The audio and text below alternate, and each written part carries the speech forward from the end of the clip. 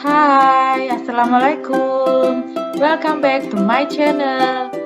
Bersama saya, Eka Wulandari.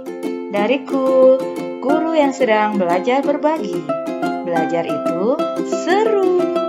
Jangan lupa klik like, subscribe, and comment.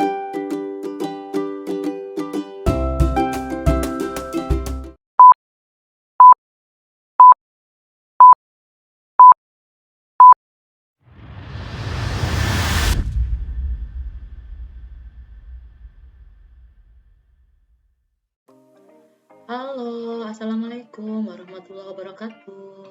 Mohon izin, saya Eka Wulandari, calon guru penggerak Angkatan 4 dari Kabupaten Bogor.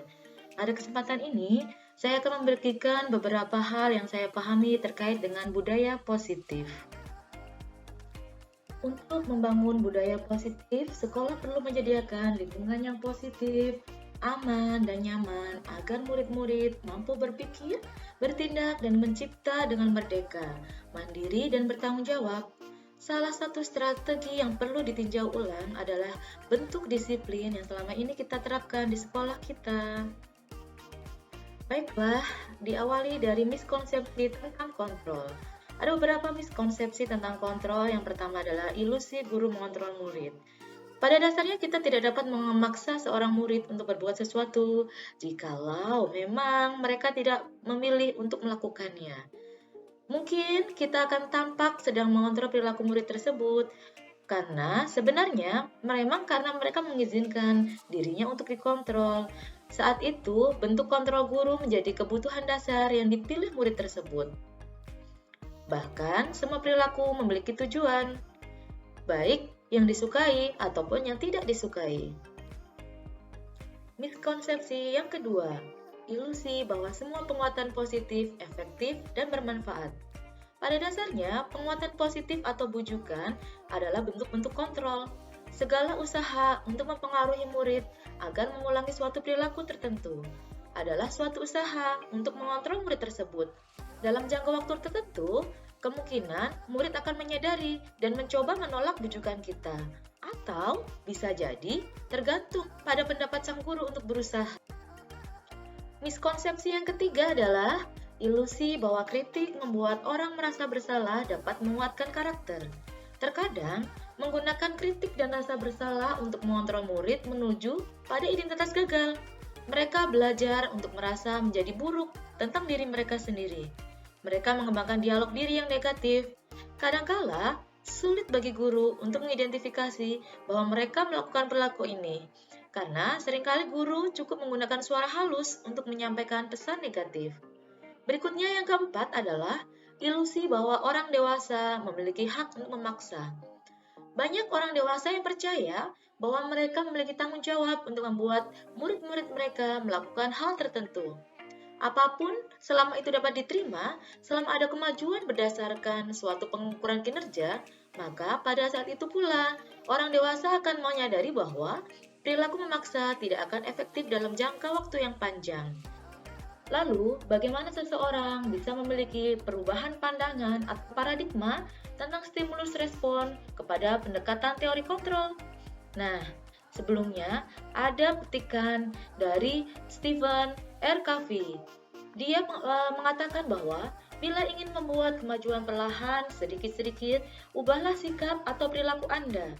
Namun, bila kita ingin memperbaiki cara-cara utama kita, maka kita perlu mengubah rangka acuan kita. Ubahlah bagaimana Anda melihat dunia, bagaimana Anda berpikir tentang manusia, ubahlah paradigma Anda, skema pemahaman, dan penjelasan aspek-aspek tertentu tentang realitas.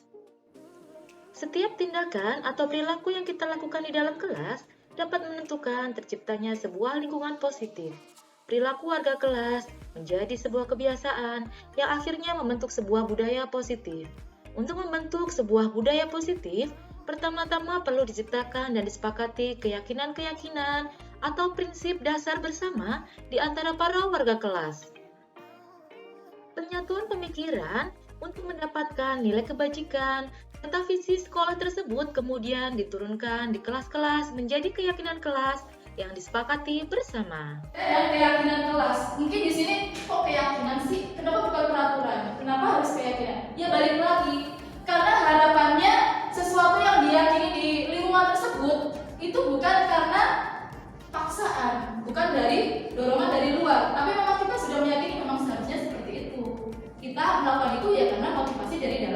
diri kita sendiri, bukan karena ikatan peraturan, bukan karena suruhan dari orang lain atau mengharapkan sesuatu dari yang lainnya. Untuk dapat menciptakan murid yang merdeka, maka dibutuhkan self-disiplin atau disiplin diri yang berasal dari motivasi intrinsik bukan ekstrinsik, bukan untuk menghindari ketidaknyamanan atau hukuman, mendapatkan imbalan atau penghargaan, tapi menjadi orang yang mereka inginkan, menghargai diri sendiri dengan nilai yang mereka percaya. Lalu, bagaimana dengan kita? Motivasi mana yang menjadi dasar dalam menerapkan disiplin? Mari merenung sejenak.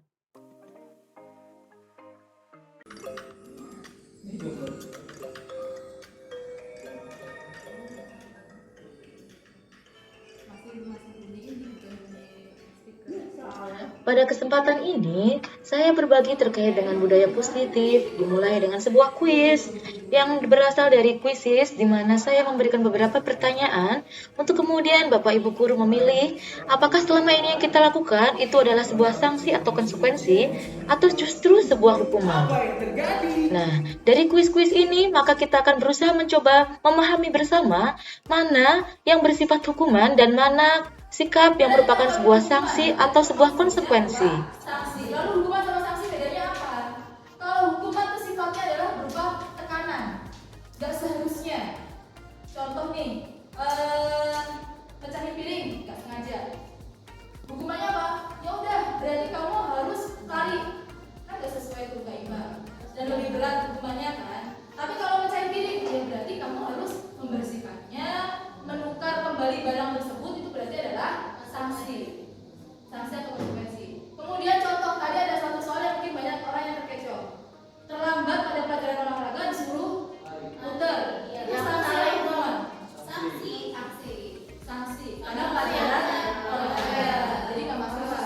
Terus kemudian harusnya memakai sepatu hitam, tapi ternyata pakai sepatu putih. Disuruh melepas, Anda nggak usah pakai sepatu. Hukuman, bukan sanksi.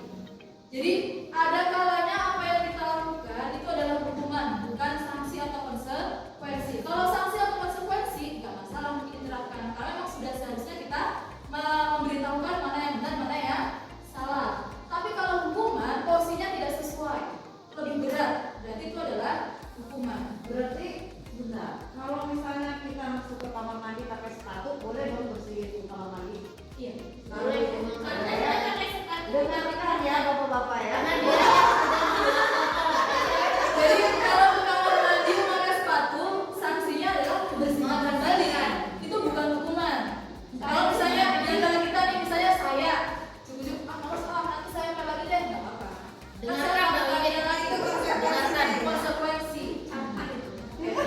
Dengarkan ya. Oh bentar, sebelum kita lanjut ke restitusi kita kebutuhan dasar dulu.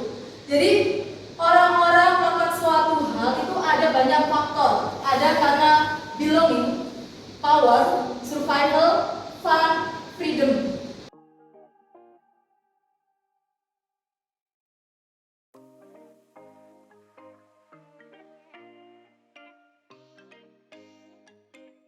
Anak kita mungkin nanti di belakang sebenarnya ada contoh kasusnya seperti apa. Cuman karena mengingat waktunya itu tinggal sedikit lagi, sebenarnya saya harus percepat, tidak perlu banyak-banyak. Satu contoh aja.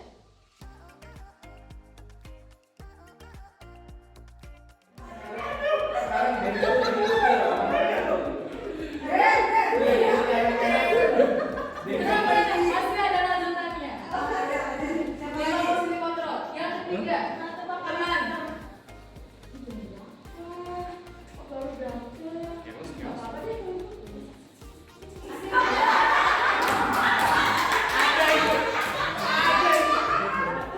Kita sudah buka karakter loh. Supaya besok aku lakukan kayak gini ya.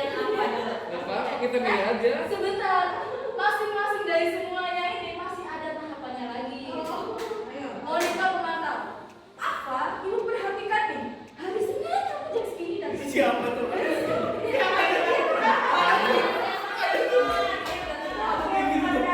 Coba lihat. Dalam satu minggu coba. Begitu udah telat banyak kali. Ini adalah monitor atau pemantau. Tapi teman-teman Kita punya semua ya dari iya.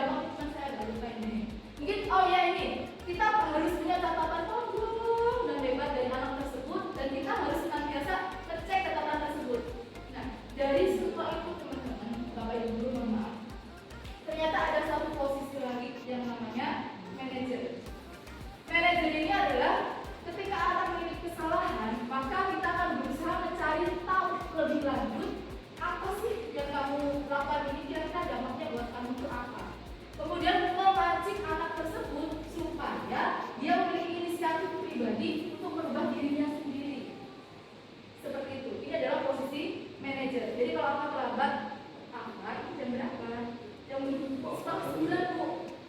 Kamu tahu nggak berat badannya berapa? Jam 7 Bu. Berarti kamu sama apa beda? Sama Bu. Kira-kira besok kamu bisa nggak berubah buat kamu sendiri? Atau salah ini tadi saya bersolusi ya. Harusnya dia menurut kamu ada hal yang bisa dilakukan nggak untuk memperbaiki ini? Ya, insya Allah Bu, besok saya akan berusaha lebih baik lagi bisa. Itu akan lebih tulus dan lebih diusahakan dari internalnya dia sendiri dibandingkan kita yang memberikan kamu besok harus datang dan sekian dan sekian dan sekian. Seperti itu. Nah, restitusi itu apa sih? Berikutnya, restitusi. Restitusi adalah proses kolaboratif yang mengajarkan murid untuk mencari solusi untuk masalah dan membantu murid berpikir tentang orang seperti apa yang mereka inginkan kelak dan bagaimana mereka memperlakukan orang lain. Restitusi membantu murid menjadi lebih memiliki tujuan, disiplin positif, dan memulihkan dirinya setelah berbuat salah. Penekanannya bukan bagaimana perilaku untuk menyenangkan orang lain atau menghindari ketidaknyamanan. Namun, tujuannya adalah menjadi orang yang menghargai nilai-nilai kebajikan yang mereka percayai. Sehingga, segala sesuatunya akan berawal dari motivasi intrinsik masing-masing pribadi anak tersebut. Melalui restitusi ini, murid berbuat salah, guru akan menanggapi dengan cara yang memungkinkan murid untuk membuat evaluasi internal tentang apa yang dapat mereka lakukan untuk memperbaiki kesalahan mereka dan mendapatkan kembali harga dirinya. Restitusi menguntungkan korban, tetapi juga menguntungkan orang yang telah berbuat salah.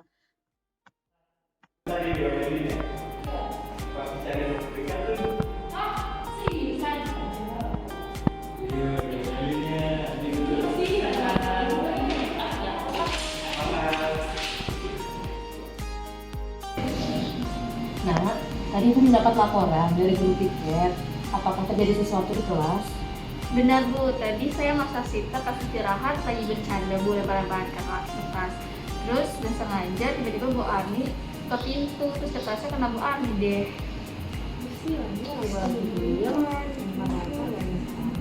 Oke, di sini ibu tidak mau mencari siapa yang salah.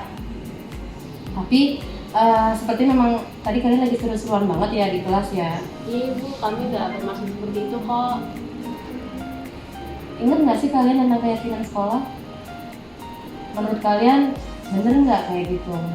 Iya Bu, kami salah. Kami tidak bisa mengamati orang lain dan mengamati diri sendiri. Baiklah, alhamdulillah kalau memang kalian sudah paham. Ada banyak cara untuk mendapatkan kesenangan atau keseruan, tapi dengan tidak merugikan orang lain. Betul tidak? Betul Ibu, lain kali kami akan lebih sopan dan tidak bercanda berlebihan saat yang istirahat. Oke, baiklah. Sekarang silakan lanjutkan istirahatnya. Terima kasih ya Bu.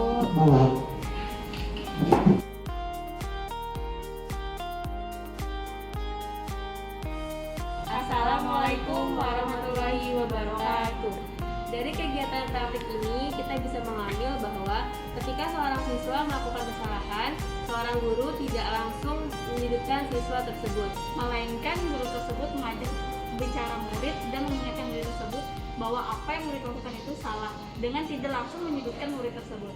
Validasi tindakan yang salah. Validasi tindakan yang salah itu apa? Jadi seakan-akan misalnya nih ada orang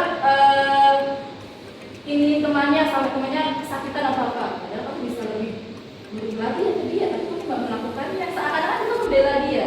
Kenapa hal itu dilakukan? Supaya kita bisa masuk ke siswa tersebut, biar siswa tersebut nggak bertentangan sama kita. Karena kalau masih bertentangan dengan kita keras terus, maka apapun yang kita katakan, siswa tersebut tidak akan menerimanya, dia akan mental terus. Makanya kita perlu yang namanya validasi tindakan yang salah. Berikutnya, menanyakan keyakinan kelas. Yang tadi saya bilang, ini bisa keyakinan kelas, bisa keyakinan sekolah. Misalnya, melanggar sesuatu hal, berarti kan melanggar sesuatu yang sudah disepakati tadi. Ini bisa buat kita jadikan acuan kembali. Kalau misalnya tidak menghormati, misal tadi kan berantem, kamu tahu nggak? Berarti itu apa? Kamu menyakiti temanmu, boleh nggak kayak gitu? Nah, itu jadi kita acuan kembali. Berikutnya yang terakhir, menstabilkan identitas. Di sini kita akan, setiap orang pasti punya kesalahan, setiap orang pasti sudah pernah, itu dulu juga kayak kamu. Nah, itu adalah bagian Demikianlah upaya-upaya yang dapat dilakukan untuk membangun budaya positif di sekolah. Tentunya, untuk mewujudkan hal ini membutuhkan proses yang tidak singkat, sehingga membutuhkan keterlibatan semua pemangku kepentingan di sekolah. Semoga dengan upaya penerapan budaya positif ini dapat menciptakan lingkungan yang merdeka, sehingga kita semua dapat nyaman belajar bersama.